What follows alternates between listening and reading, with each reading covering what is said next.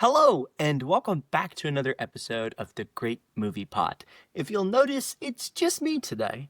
I have decided to go on a solo mission because Caleb is sick, and so hopefully we'll get him back in the next week or so. But we'll do a solo mission for me this week. And I'm going to be breaking down my top 10 favorite films that I saw this year. The year is coming to a close, so I figured this would be a great time for me to give you a breakdown of all of the top 10 movies that I saw this year. Now, this is my list. You might not like this list. You might not agree with this list. You might hate the movies that I suggest. But I'm going to list them anyways. These are my favorites that I watched this year. And I'll give you a little bit as to why I loved them. Obviously, I don't have a partner today, so there's no banter to go back and forth. It's just me. I am so excited for this. I really am. I'm excited to do this. I think it's going to be a lot of fun. So I'll start off to state if you're from Spotify and Apple Podcasts, hello, welcome back. Thanks for joining us. If you're finding us on there, hello. My name's Noah, usually one half of the Great Movie Pod. The other half is Caleb Schultz, Caleb Jordan Schultz. He is MIA for this podcast. It's just me. If you're on YouTube, make sure to like and subscribe and all that good jazz. Now that that's out of the way, I'm going to give you my top 10 movies for this year. Now, this is not necessarily in an order, but these are my top 10. They fluctuate depending on which one I watched recently. But at 10, I have Mission Impossible: The Final Reckoning, the wrap-up. We think Tom Cruise, he'll probably want to do another one, but the wrap up to the awesome Mission Impossible saga that has spanned about 20 years of films. Insane that this goes down the way it goes down. I loved this film. This film brings back all the original cast of characters. You've got Simon Pegg, you've got Ving Rhames, you've got Tom Cruise, you've got Haley Atwell back for another one, and I really enjoy the fact that they're all there. They're all in one film. There's a few films where some of them are in there and not all of them, but for the last ones, they have really all been there, and it's been great. This movie, I was like, okay, how are they going to end one of the greatest franchises of all time and have me feel good about it? How am I going to have resolution about it? And they really did. Also, I forgot to say, for this podcast, caution spoilers. If you haven't seen any of these movies, pause, drop a like, come back later, because I'm going to spoil the heck out of some of these movies if you haven't seen them. So there's just to get that out of the way. I really loved Tom Cruise's stunts in this film. There's a scene where he has to go underwater diving, and you are holding your breath when he does. He's done a breath stunt before in a prior film, but this one added a whole nother level because he's stuck underneath ice, and like it's not like if he swam to the top he could like breathe. It's a whole nother level. I just really appreciated it. And then there's a scene where he has to fly a biplane and then jump out and use a parachute, and that parachute catches on fire and he has to throw another one. And so just top marks for stunts. It was edge of my seat, like, what's gonna happen? Like, obviously Tom Cruise was still alive, so I know he doesn't die, but still, like, there is that level of Isaiah Morales, I think, played a really good villain. He came back as Gabriel. He was Gabriel in the prior film. I thought he was really good. Henry Czerny came back as Kittredge, which was a fun nod to the original film, the first film. I really enjoyed that very much. Shea Whigham's character Briggs was back and really fun. Nick Offerman had a really good character, and Holt McNally. I really like Holt McNally. I do think he does get typecast in these CIA type roles, but I really enjoyed that. All in all, the film was really fun. And I forgot to highlight Tramwell Tillman. Trammell Tillman. Man, what a good actor. He is having uh, the start of a career that is insane. Starting off, he's in Severance playing Seth, and then he got cast in Mission Impossible, blew that scene out of the water. There's going to be some big things coming for him. He did get cast in Spider-Man. Brand New Day, so that'll be interesting. I don't know who he's playing, but that'll be really cool to see. I'm really interested to see what happens with that. So that'll be cool. That'll be cool. Yeah, I really enjoyed Mission Impossible Final Reckoning. I got a lot of closure to all the characters that needed closure. They wrapped up some cool ends. I really liked the way it worked, and it posed AI as the villain. They've been doing that for the last two movies or so, and I like that because AI is an ever present force in our day and age, and it's crazy what Mission Impossible showed us was possible. All right. Number 9, I have 2025's, they're all 2025, but Jay Roach's The Roses, a remake of War of the Roses, and it stars Olivia Colman and Benedict Cumberbatch. It was brilliant. It was brilliant. I really enjoyed it so much. The banter back and forth between the two of them, their on-screen chemistry was delightful. I thought that you would have thought they were married in real life. The way they bickered, the way they loved, the way they fought and cried and laughed and shared, and the whole dynamic was perfect. They really matched up so well on screen. I really enjoyed that. I really enjoyed seeing the two of them interact on screen. And then also Kate McKinnon, Andy Samberg, Tuti Gatwa, and Sunita Mani. Really good supporting roles. I really enjoyed them. I thought they all played really good counterparts to Benedict Cumberbatch and Olivia Colman. They balanced, the whole cast was very balanced. It was very good. No actor was better than another. It was really cool to see, the kind of straight man pairing of Olivia and Benedict with the Kate McKinnon, Andy Samberg comedic duo.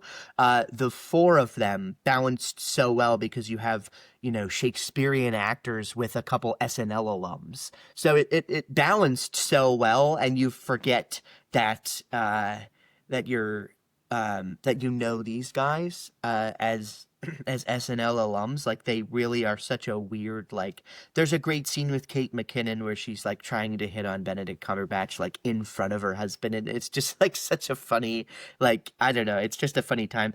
Titi Gatto is really good. I'm sad he's no longer the Doctor. He's a really good Doctor. I thought he was incredible as the Doctor, and I love that he's getting more roles. He was in Barbie very briefly, and I really hope that he continues to get more roles. I really enjoy his stuff. Sunita Mani is really good. She was in Glow. She's in Spirited, Death of a Unicorn. Really enjoy her as an actor. I just like that. I like the pairing. I thought they cast it really well. And as far as remakes go, it's awesome. I love that. I love that a remake can get as good as that was. I really enjoyed that a lot. And I think you should watch it. I highly think you should watch it. It was rather enjoyable. Number 8, I have Fantastic Four: First Steps. This is probably the first Fantastic Four movie that is worth a gosh darn since the 2000s. It was fun. It was fun. Pedro Pascal, Vanessa Kirby, Eben Moss, Bachrach, Joseph Quinn, and Ralph Heinsohn. Heinsohn. I like how I said it. Heinsohn. I really enjoyed that movie so much. Paul Walter Hauser, one of my favorite character actors, has a small role in Mole Man. That was really fun. I thought that these were perfectly cast. I liked John Krasinski as Mr. Fantastic and was kind of sad that they went a different direction. But how can you not like Pedro Pascal? I think he did really good. He and Vanessa Kirby had very good on-screen chemistry.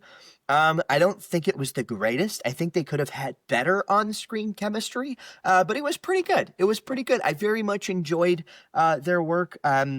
Eben Mossback and Joseph Quinn had a very good chemistry. Joseph Quinn was just delightful as Johnny Storm, and I hope more comes of him. He was really good in Stranger Things, obviously, as Eddie, and I hope he comes back in more things, obviously, more Marvel-related things. Eben Mossback was so good as Ben Grimm. I think he is such a great thing. I really enjoyed his thing. I don't know what else we'll get to see with the thing, but he was really fun. He was grounded. You felt the struggle of him wanting to be human and not the thing anymore, wanting to love and be loved for being himself, even though he is ugly. He's a rock man. And then Ralph Ensign, man, just a brilliant performance as Galactus, this big booming voice. Obviously a lot of his CGI, but I really enjoyed his performance. He gave such deepness, such levity. Well, levity is sort of the wrong word. I meant levitation. Levitation is the word. Like, you heard his voice and you felt like you were floating. He gave levitation to the role. He was floating above the world. He was otherworldly, delightful. I really enjoyed Ralph's performance. And then Julia Garner as the Silver Surfer, really enjoyed that. I thought she was great. I herald Galactus. I herald his beginning. I herald your end. It was great. I really enjoyed it. I thought that the plot was a little weak. I could have used more in the plot. The plot was not as exciting to me. I don't know. It's a good introduction to these characters, but it felt more like it could have been a TV show instead of a movie, in my opinion. Like, I feel like there were some things that they didn't flesh out enough. If they had more time, they could have done a little bit better job. I think Fantastic Four should have been a TV show, but that's me. It was really good. It was really good. I liked it, but it could have been a TV show, and I don't think it was perfect. It's a solid 7, in my opinion. And moving on to number 7, I have James Gunn's Superman. Oh my goodness. David Corenswet is such a good Superman. This film made me so happy. I saw it on my birthday in 3D 4D. I saw it, the seats were moving, the water was splashing, the air was rushing, the fire was firing. It was so cool. And I saw it 2 more times to see if my bias from seeing it on my birthday and having such woo, it's my birthday, to see if it changed my opinion, and it did not.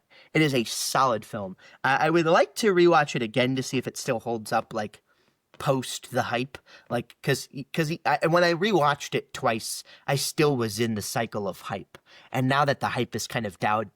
Now that the hype has kind of died down, I would like to revisit it and rewatch it and see if the hype returns. Or not. But David Corenswet, oh my gosh, I have not felt so moved by a Superman since Christopher Reeve. Brandon Routh is one of my favorite Supermans as well. He just captures what it is to be Superman.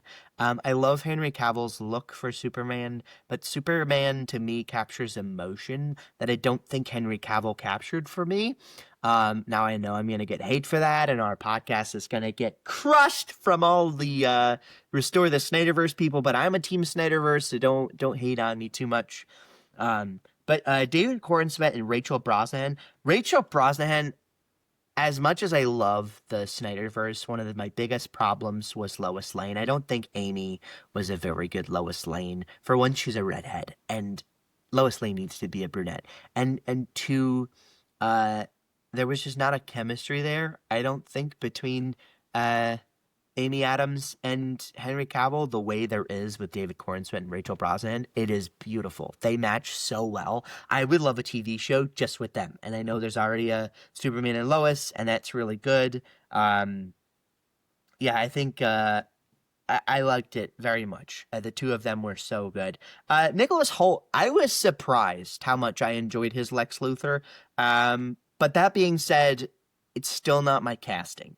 I thought I was gonna hate it, and I didn't hate it. I enjoyed it, but I think that it could have been a different person. I really do. I saw some other people suggested that I think would have been better.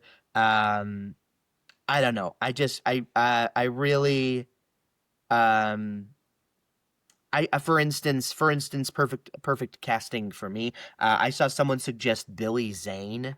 I think Billy Zane would have been the best Superman we've ever had. Like just looks, like acting capabilities, looks. He looks like comic book Lex Luthor. Did I say Superman? I meant Lex Luthor. Lex Luthor. He'd been the best Lex Luthor. But that being said, Nicholas Hoult was good. He was good.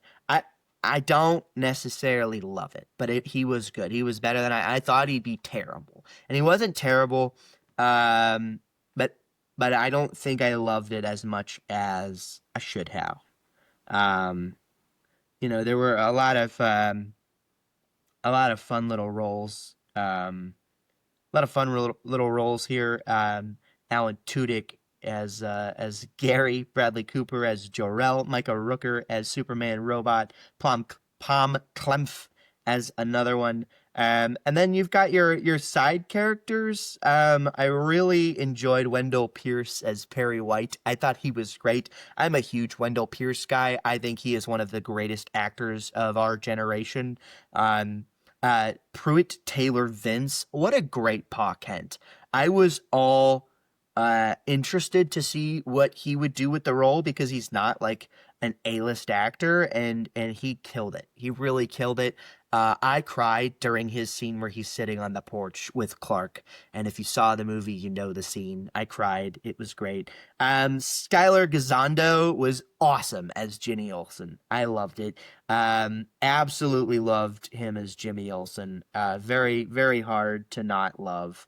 And then we've got to talk about Nathan Fillion as Guy Gardner, Isabel Merced as Hawkgirl, and Edie Gothrigy as Gothgy. Sorry, Edie, I'm mispronouncing your name, but Mr. Terrific. Goddamn Mr. Terrific. I loved that. The Justice Gang was great. It was such a nice addition. I enjoyed it thoroughly. There are a few things in that movie more perfect than the Justice Gang. The scene where Mr. Terrific is beating up people on a beach. Dum dum dum dum dum dum dum dum dum dum dum dum. Like, just great. I loved it. I loved it so much. It was great. Nathan Fillion as Guy Gardner, really loved it. Really loved it. The haircut, the outfit, like just nuts. He went absolutely crazy for that role, and I love it. He put his whole self into it, and he matched the D-bag energy that the character needs to have. All in all, I really, really, really enjoyed it. I thought that it was a lot of fun. And it's a solid Superman movie. It's a solid Superman movie. If you haven't seen it, go see it. Um, Number 6, I have Frankenstein. Frankenstein from Guillermo del Toro. Guillermo del Toro. I liked this film. I didn't love this film. I liked it. Victor Frankenstein, played by Oscar Isaac, was really good. I really think Oscar Isaac's take on Victor was great. He played a deranged scientist very well. Jacob Elordi's creature was amazing, very impeccable. It had a nuance to it that I don't think we've gotten from the monster before. There was a beauty to the creature, which I think, is aided by the fact that Jacob Elordi without the monster makeup is a very attractive person. So somehow that transcends the makeup and you see the beauty. I think other iterations of the character, you don't see beauty, you just see the monster, and I like that there was beauty involved. It fits Guillermo del Toro's style very well. Christoph Waltz was very good in this movie. Mia Goth was very good in this movie. I was sad that I didn't get more of Charles Dance, but that's okay. Lars Mikkelsen as Captain Anderson was really fun, even though he's barely in the movie. And David Bradley was a star for me. I loved David Bradley's Blind Man. I was very sad that he was very much not in it a lot. I mean, it makes sense, but I very much enjoyed his Blind Man. It was very good. Such a great performance for such a small role. And then, you've got Bern Gorman in there briefly, Ralph Fiennes in there briefly. Just a great movie by Guillermo del Toro, and obviously Alexandre Desplat with his typical pair up for those two to do his score. Very good score. My problem with the film, and I'll say this, to me, this would have been heralded as the greatest Frankenstein ever if, excuse me, I dropped my phone, if he had not made movies before. But because we have Pan's Labyrinth, because we have Shape of Water, because we have uh, Pinocchio, because we have all these movies that he's done, Hellboy, um, he has been trying to make this movie and has made pieces of this movie into all of his other movies. So this movie feels like he has combined all of his movies into one movie. Not storyline wise, but just like themes. Like if he had come out with this movie first, people would have been like, this is the greatest intro to a director of all time. Like we need to give this money, we need to give this man so much money to do more projects. That being said, I really enjoyed it. I think it was really fun. And going on to six, are we at six now or five? I think, let's see, one, two, um, three, four, five.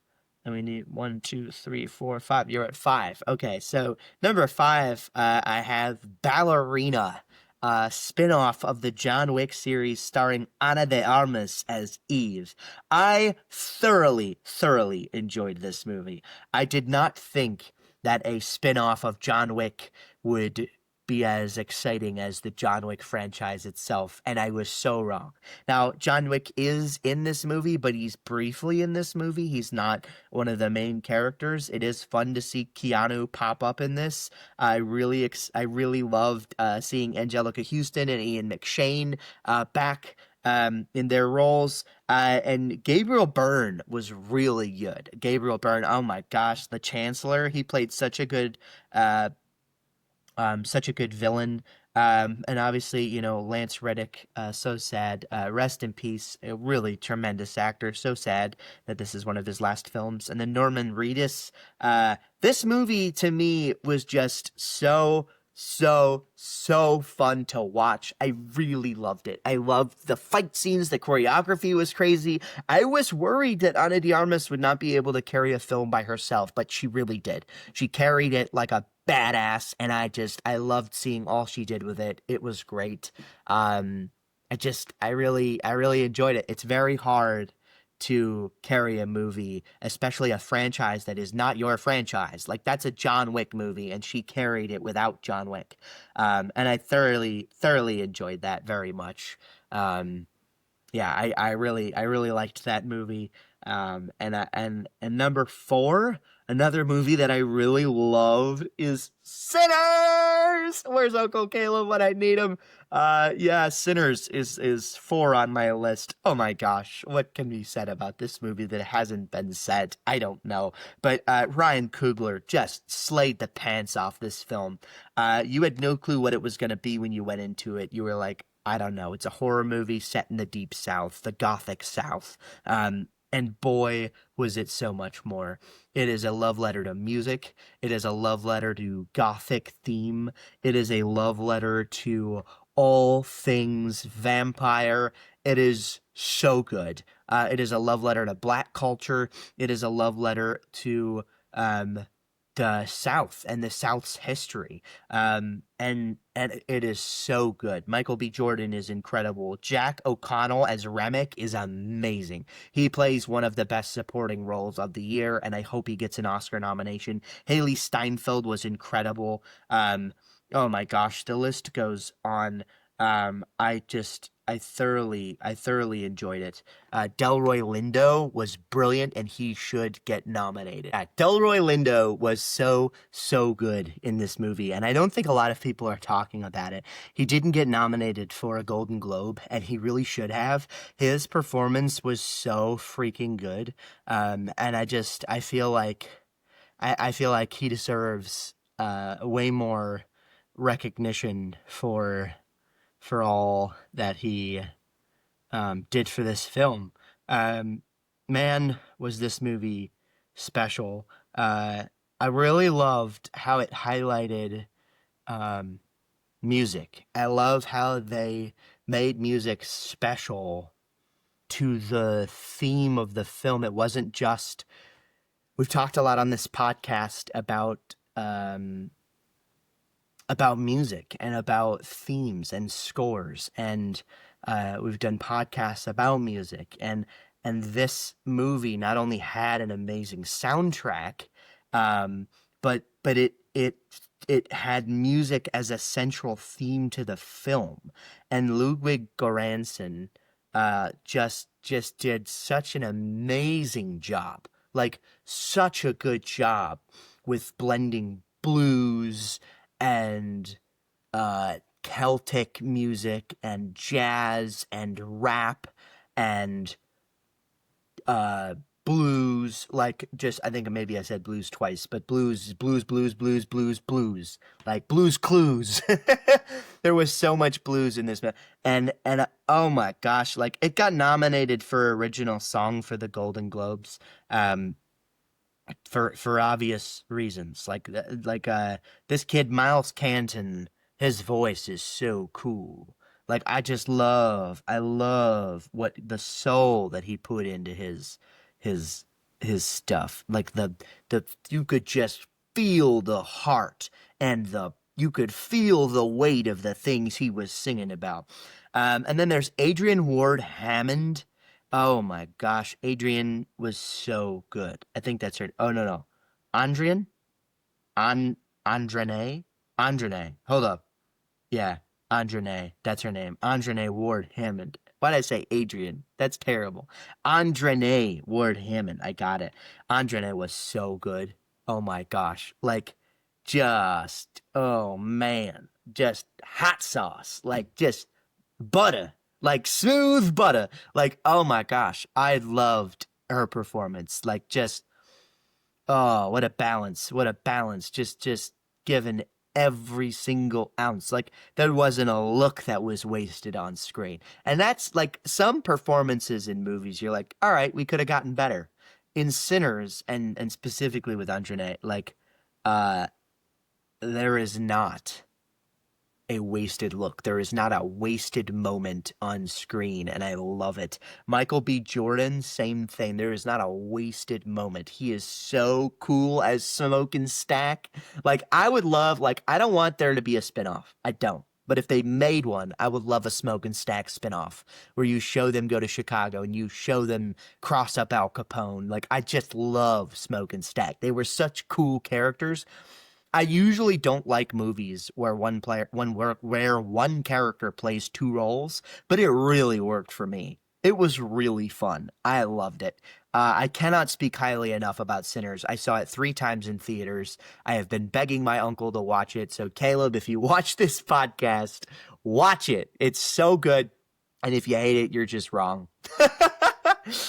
No, yeah. But Ryan Coogler, oh man, that dude is so good at what he does. And this is probably the best film that he's ever going to make, I think. And that's not a slight to movies he has made or movies he wants to make or movies he will make, but this is probably the best film he'll ever create.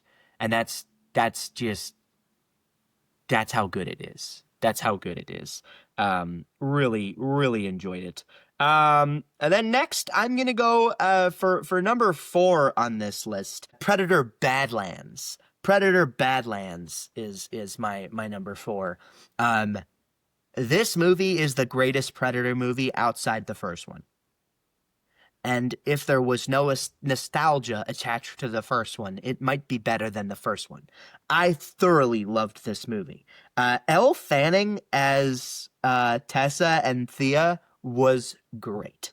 Another case where one person playing 2 different people worked out great. Back-to-back movies that I mentioned. I don't like that, but then I pick movies that have that. So good. Demetrius Schuster Mantanagi, I believe is how you say this gentleman's name, but we'll go with Demetrius Schuster, was awesome. Was awesome as Deck. Like, it was so cool to see the motion capture they did mixed with practical effects. That movie was awesome. Like, it is your typical alien planet, alien invasion. Like, you land in the middle of nowhere, you don't know what's going on, you gotta fight all the bad guys. Like, I loved it. There was so much creature detail. The special effects were incredible. I loved the creature design. They invented creatures for this world.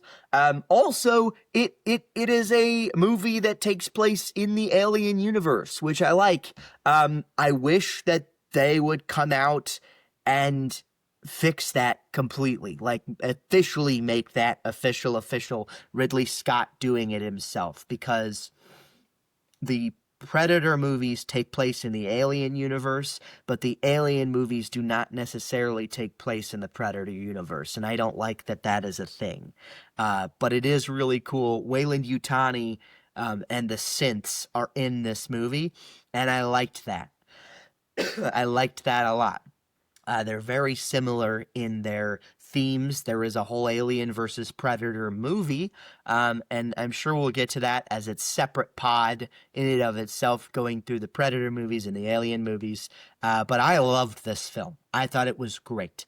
If you're telling me that I would watch for 2 hours a Yautja not speak any English, and a synth from the Alien universe defeat crazy monsters on a war planet for 2 hours, I'd be like, all right, I don't think that's a good idea.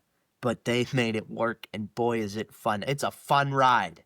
It's a fun ride. I love it. And I hope for more. I hope they do a sequel.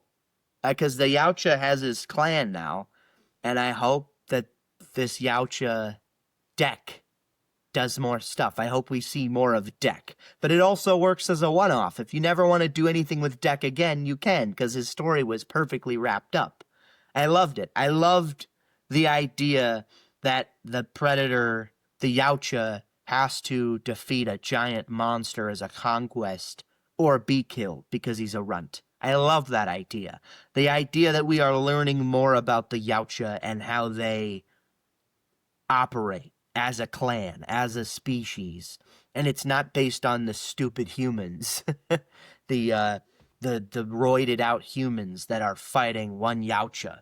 I like that the Yautja was the, I like saying Yautja, Yautja. I like that the Yautja was the sole focus of the movie. That made me happy. I liked that a lot. Man, was it good. It was real good. If you haven't seen it, Predator Badlands. And at number three, we are going to go with Knives Out, Wake Up, Dead Man, a Netflix original by Rian Johnson. It is the third movie in the Knives Out franchise. I love them. I love them so much. Daniel Craig is delicious as Benoit Blanc. I love him as Benoit Blanc. And this movie, they let his hair grow out. They let his beard grow out. He's still Mr. Foghorn Leghorn. I say, we're gonna solve this crime, this murder, this Scooby-Dooby-Doo. It's great. He says Scooby-Doo in the movie, and it's such a great line. I love that we get that from him. The supporting cast in this movie is where this movie falls a little flat, but I enjoyed the movie enough that it's number 3 on my list.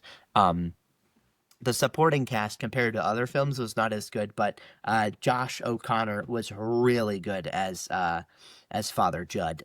Really enjoyed his performance. He gave probably one of the best monologues in the movie. He and Daniel Craig had really good chemistry. I really enjoyed what they did together. Glenn Close was really good. Josh Brolin was incredible. I loved seeing Josh Brolin in this role. I also think Jeff Bridges could have done this role really well. That would be my one throw in there. Mila Kunis was not really good in this movie. I don't know why she was there. Supposedly, the role originally was written for someone else, and then that person had to drop for filming reasons, and so Mila stepped into the role. if I don't know if that's true, but if that is true, that makes a lot of sense because she was very random in this movie. She's very out of place. Jeremy Renner was so good. Kerry Washington, great. Andrew Scott, just so good. And then Thomas Hayden Church. And Jeffrey Wright, I'm sad that he was only in there for like 2 minutes. I think we could have used more Jeffrey Wright. I know it didn't make sense with the storyline, but I think Jeffrey Wright is such a good actor. It's a waste of his talent to throw him in there for 2 minutes of screen time. Jeremy Renner and Andrew Scott. I think those two were miscast. I think those two should have swiped, flipped, swiped, lift, something. They should have switched. I think the two of them should have switched. It would have made a lot more sense to me if Jeremy Renner played Lee Ross and Andrew Scott played Nate Sharp. That being said, they were both good. They were both really fun. Andrew Scott is always delightful. I love Andrew Scott so much. I really liked how this movie deals with nuance when it comes to religion. It's a very nuanced take on religion. If you like religion, if you are religious, if you have faith, which I do, you are right. If you do not have faith, if you do not like religion, if you have with givings, if you have holding outs on religion, you are right. And there aren't a lot of movies that do that. Movies typically take a side that is anti-religion or pro-religion. And this movie said, religion, it is here. Deal with that. And I like that a lot. They tackled religion in a movie that is just a murder mystery, and I very much enjoyed that. I very much enjoyed that. Yeah, it was very, very, very, very good. There wasn't much I would change about that. And then my second best movie of the year, I have Hikari's Rental Family, starring Brendan Fraser. This movie was incredible. I really enjoyed this movie, and I'm sad it's not getting Oscar buzz, because this should be Brendan Fraser's second Oscar. It should be. It's so good. It's about an American actor in Tokyo struggling to find purpose when he lands an unusual gig working for a rental family agency playing stand-in roles for strangers, and he rediscovers what the meaning of life is. And I just think this is such a good Brendan Fraser role. The movie made me cry. The cinematography was incredible. It was a visually stunning film. It takes place in Japan, so you have really good shots of Tokyo, really good shots of the islands, like just beautiful. And the supporting cast. I will not try to butcher the names of these actors, but please go look up this movie. Go watch this movie. The supporting cast in this movie is incredible. I absolutely love what they did. They were so good. There is an elderly man in this movie, and he has a scene with Brendan Fraser where he takes him back to his home where he grew up, where he started a family, and takes him on this island adventure and tells him his life story.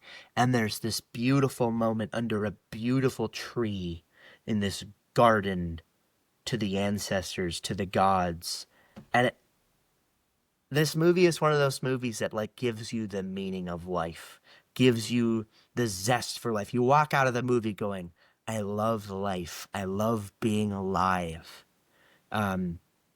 So I'm really excited to have seen that movie. I'm really excited to experience it. There wasn't a moment of that movie where I wasn't paying attention, wasn't captivated, wasn't like, this is great. The storytelling was amazing. They tapped into a part of Japanese culture. This is real. This is based on not our true events, but it is based on a real thing in Japan where there is this need for people to have a family member. They have these rental agencies, which is crazy. It's crazy to think about. And I wouldn't have thought about it if I didn't see this movie. I didn't know this was a thing, but it's a real thing. And it taps on some of the innate sadness in the world. And you never know what people are dealing with. You never know what people need or what they're lacking. There's a part where he has a job where he just goes and plays video games with this guy. he gets hired to go play video games with this guy because this guy wants a brother. This guy wants a partner to play video games with. This guy wants a connection because he can't leave his house. He's scared to leave his house. I think he has agoraphobia. I think that's the word. I don't know. But it is such a good movie. It is powerful. It is incredible. Brendan Fraser should have been nominated. I don't know why he's not. I don't know why the movie's not. I don't know why it's not getting buzz. I don't know why anyone's not talking about it. It's one of my most slept on movies of the year. It is one of my favorite movies. I need to watch it again, but it might be one of my favorite movies of all time.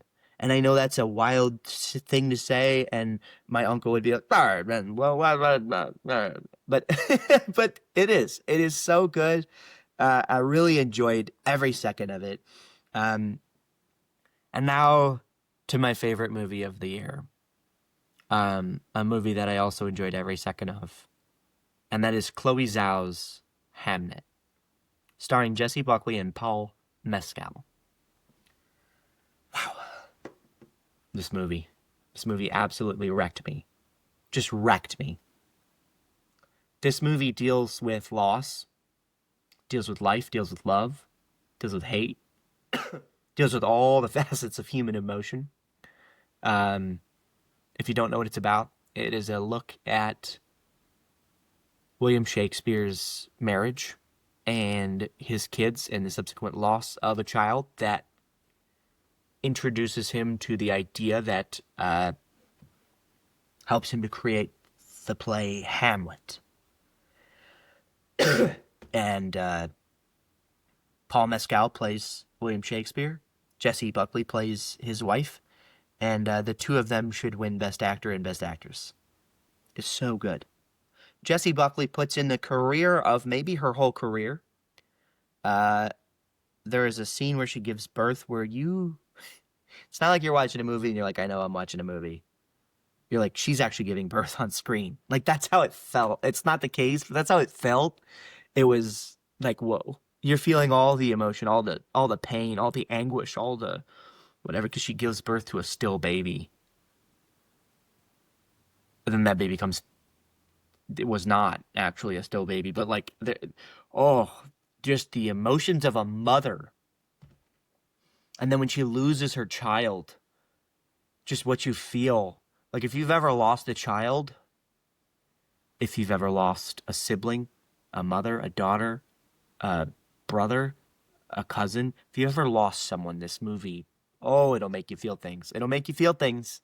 You'll feel it. You will. You'll feel things that just want to make you cry, but also feel connected to what's on screen and understand how art can be used to convey emotion, because, you know, Shakespeare uses this play to deal with the death of his son.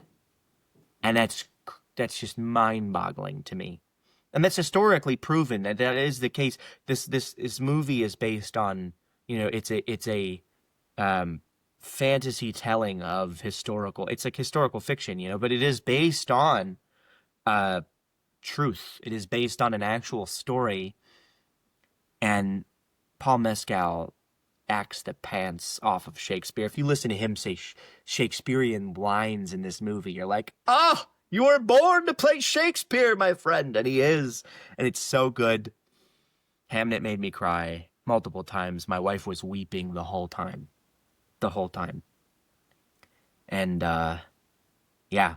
So if you haven't seen Hamnet, go see Hamnet. It's brilliant. It should win all the awards. Chloe Zhao, beautiful. She redeemed herself. I did not like Nomadland. I did not think that should have won. I don't think that should have won. But Hamnet should win and probably won't. So the universe rights itself, which is good. Chloe Zhao is putting in a great work. She's putting in great work. I liked Eternals. A lot of people didn't. I liked it. Nomadland, I didn't like. Hamnet, I loved. So Chloe Zhao, best director in my opinion, should at least get a nomination. I don't know about a win, but yeah, those are my top 10 films of the year. Some Oscar-winning movies, some not. Some blockbuster movies, some not. Some movies you've never heard of. Some everyone's heard of. But I really appreciate you taking the time to watch. As always, if you're new to the channel, make sure to hit that like and subscribe button.